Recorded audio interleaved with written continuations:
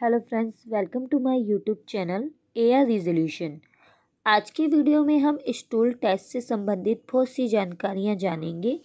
जैसे कि stool test के अंदर कौन कौन से टेस्ट किए जाते हैं, मीन्स स्टूल के कौन कौन से टेस्ट होते हैं, स्टूल टेस्ट क्या होता है, इस टेस्ट को कराने जाने से पहले कौन कौन सी सावधानी बरतनी चाहिए।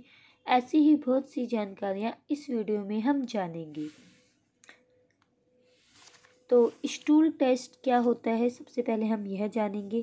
जैसे कि ब्लड टेस्ट होते हैं, तो ब्लड टेस्ट में ब्लड का सैंपल लिया जाता है। तो स्टूल टेस्ट क्या होता है, स्टूल टेस्ट क्यों कराया जाता है, स्टूल टेस्ट से किन किन बीमारियों का पता चलता है, स्टूल टेस्ट के प्रकार, स्टूल टेस्ट कराने जाने से पहले किन दवाइयों का सेवन नहीं करना चाहिए। और स्टूल टेस्ट में ना कि काफ़ी सारे टेस्ट होते हैं। स्टूल एग्जामिनेशन, स्टूल कल्चर, फेकल ऑकल्ट ब्लड टेस्ट। तो इस वीडियो में हम स्टूल एग्जामिनेशन टेस्ट की रिपोर्ट समझेंगे। तो सबसे पहले हम यह जान लेते हैं स्टूल एग्जामिनेशन टेस्ट क्या होता है। तो स्टूल एग्जामिनेशन टेस्ट जो होता है वो स्टूल का टेस्ट होता है, मीन्स जिसे जो हमारी पॉप होती है, पोटी होती है, उसकी जांच की जाती है कि उसमें कोई बैक्टीरिया, फंगस, वायरस या फिर ब्लड तो हमारी मल के थ्रू जो है, स्टूल के थ्रू जो है वो मल तो नहीं आ रहा है, वो जांच की जाती है आपके स्टूल एग्जामिनेशन टेस्ट में। स्टूल टेस्ट एक डायग्नोस्टिक प्रक्रिया होती है जो कि पेट से संबंधित समस्याओं का पता लगाने के लिए किया जाता है। अगर किसी पेशेंट के काफ़ी ज़्यादा पेट दर्द रहता है या पेट फूलता जा रहा है तो उस कंडीशन में भी स्टूल एग्जामिनेशन टेस्ट कराया जाता है। स्टूल एग्जामिनेशन टेस्ट क्यों कराया जाता है, अगर पेशेंट के स्टूल में, जिसे मल भी कहा जाता है, उसमें खून आ रहा है, बलगम आ रहा है, या फिर दस्त लगे हुए हैं, पेशेंट को 3 दिन से अधिक समय हो गया दस्त लगे हुए, पेट में दर्द होना या ऐंठन होना या फिर उल्टी होना या फिर बुखार, इन सभी कंडीशन में स्टूल टेस्ट कराने की डॉक्टर्स जो हैं वो सलाह देते हैं। स्टूल एग्जामिनेशन टेस्ट से किन किन बीमारियों का पता चलता है, तो स्टूल एग्जामिनेशन टेस्ट से एनल फिशर का पता चलता है। एनल फिशर क्या होता है, जो हमारा मल होता है, जो एनस होता है, उसमें से एक छोटा सा कट जो है वो बाहर निकल जाता है, बाहर निकला हुआ लटका हुआ सा लगता है, तो उसे एनल फिशर कहता है। एनीमिया यानी कि अगर पेशेंट की बॉडी में रेड ब्लड सेल्स की कमी होती है तो। कोलाइस्ट यानी कि इंसेंटाइन्स जो है उसमें सूजन का, आंतों में सूजन का होना।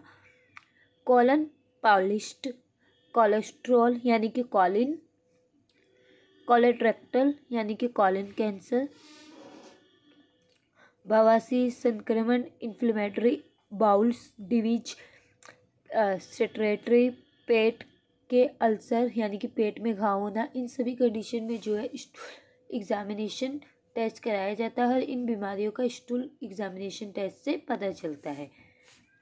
अगर आप स्टूल टेस्ट कराने जा रहे हैं तो कभी भी कोई भी एंटीबायोटिक ना लें या एंटी एसिड ना लें मेडिसिन, एंटी डिहेरियल मेडिसिन ना लें, एंटी पैरासाइट्स मेडिसिन ना लें या फिर लैक्साटिव्स मेडिसिन का सेवन ना करें। इसके अलावा स्टूल टेस्ट के प्रकार की बात करें तो जैसे कि मैंने स्टार्टिंग में ही बताया था, फेकल ऑकल्ट ब्लड टेस्ट होता है। इसमें क्या होता है, हमारे स्टूल की जांच की जाती है कि उसमें हमारे स्टूल में ब्लड पास तो नहीं हो रहा है, स्टूल के साथ ब्लड तो नहीं आ रहा है। Fit DNA test, fit DNA test भी आपका फेटल ऑकल्ट ब्लड टेस्ट की तरह ही होता है, बट इसमें फ़र्क कितना होता है, इसमें आपका डीएनए टेस्ट भी किया जा सकता है या फिर कैंसर संबंधित जो है संक्रमण या कंडीशन पर भी इस टेस्ट को कराया जाता है। संक्रमण के लिए टेस्ट यानी कि किसी भी बैक्टीरिया वगैरह का जांच करने के लिए भी यह टेस्ट कराया जाता है, यानी कि जो आगे हम रिपोर्ट डिस्कस करेंगे स्टूल एग्जामिनेशन की।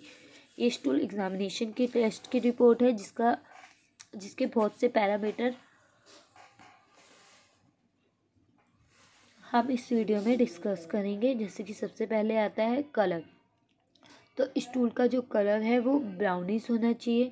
कंसिस्टेंसी जो है वो सेमी फॉर्म्ड में होनी चाहिए या फॉर्म्ड में होनी चाहिए। अगर 1 ईयर के बाद 1 आवर्स के बाद की है तो सॉफ्ट होनी चाहिए, और 24 आवर्स की है तो सेमिलोस होनी चाहिए।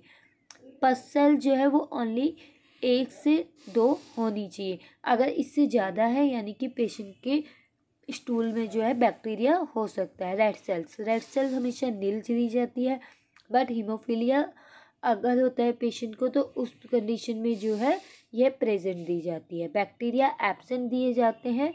नॉर्मली जो है एक जो है प्रेजेंट हो सकता है, अदरवाइज एब्सेंट दिए जाते हैं। पैरासाइट्स आपकी एब्सेंट दी जाती है, बट अगर पेशेंट को इन्फेक्शन वगैरह है तो उस कंडीशन में प्रेजेंट दी जाती है।